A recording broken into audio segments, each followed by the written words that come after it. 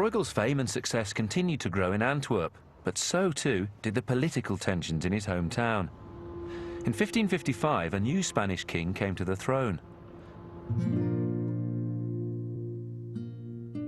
Philip II was a man with a mission: to smash the Protestants in Europe.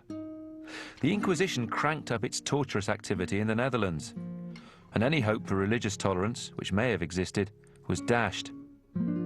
The 1560s were years of drought and famine too. Instead of being compassionate, the Spanish demanded more taxes and discontent became widespread. In 1563, Bruegel moved here to Brussels, partly perhaps to escape the mounting religious tension in Antwerp.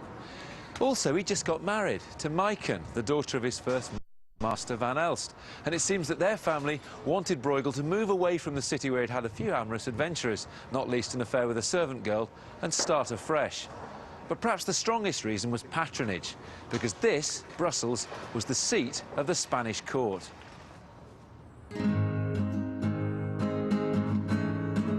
During his time in Brussels, Bruegel worked like a man possessed.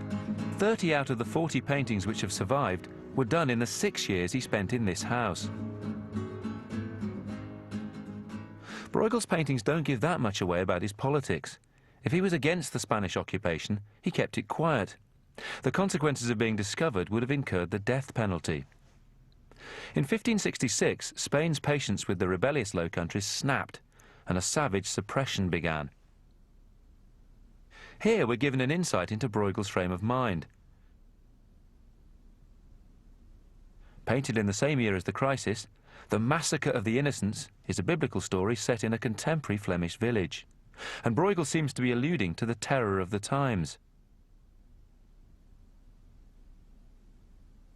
Herod's mass slaughter of the male children of Bethlehem could have been used by Bruegel subtly to parallel the religious upheaval in his own time. The commander of the troops quietly overseeing the murders is thought to be the hated Spanish commander, the Duke of Alva.